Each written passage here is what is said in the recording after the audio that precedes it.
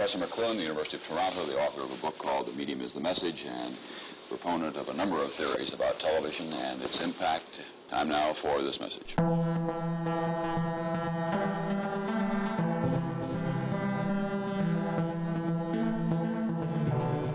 The image pours right off that tube into the nerves. The TV viewer is stoned.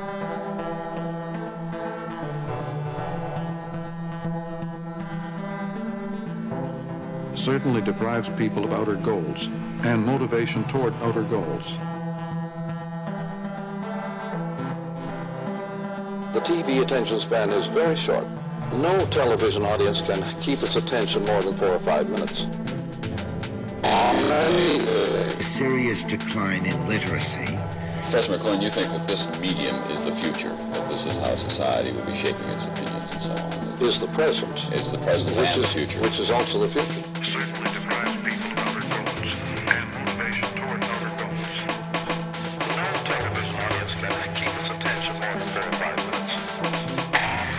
Serious decline in literacy. Every discussion you ever hear since the 60s about TV, for example, is it good, is it bad, terrible, wonderful, the discussion hinges around what's on TV. And people say, well, television is terrible, it just shows violence, and then somebody else says, no, television is wonderful, those nature shows and news from far away and masterpiece theater. This is a stupid argument. What McLuhan meant by the media is the message is he meant that it doesn't matter what you put on TV. TV is TV.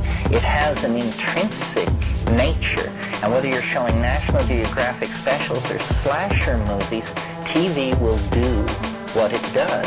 Certainly deprives people of outer goals and motivation toward outer goals. Decline in literacy. No television audience can keep its attention more than 4 or 5 minutes.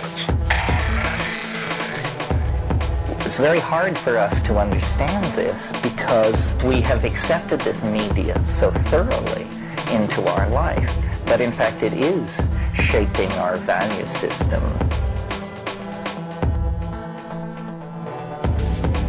Television, for example, it's a drug. The TV viewer is stoned. It has a series of measurable physiological parameters that are as intrinsically its signature as the parameters of heroin are its signature. Certainly deprives people of outer goals. The TV viewer is stoned.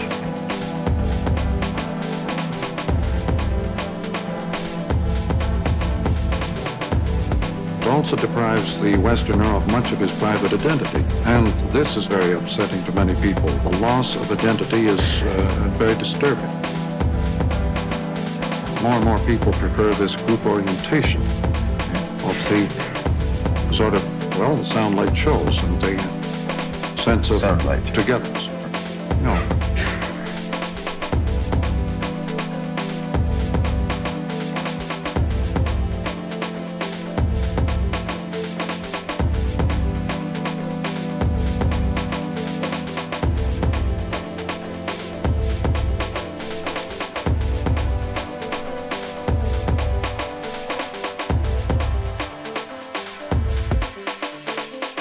Television has changed the nature of political discourse. To be a good TV image, you have to look like a lot of other people. That's called charisma. TV is not a debating medium.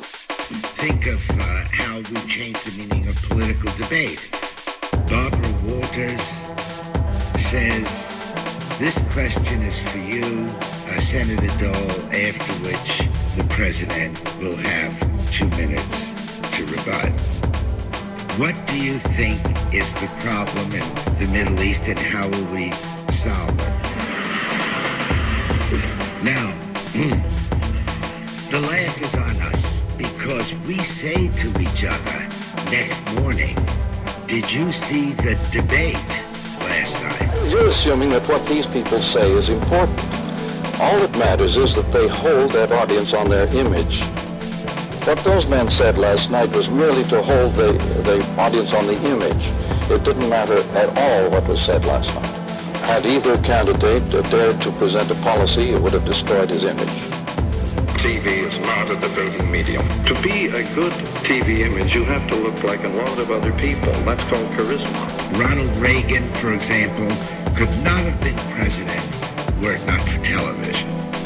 I mean, this is a man who rarely spoke precisely and never eloquently. And yet he was called the great communicator. Now why?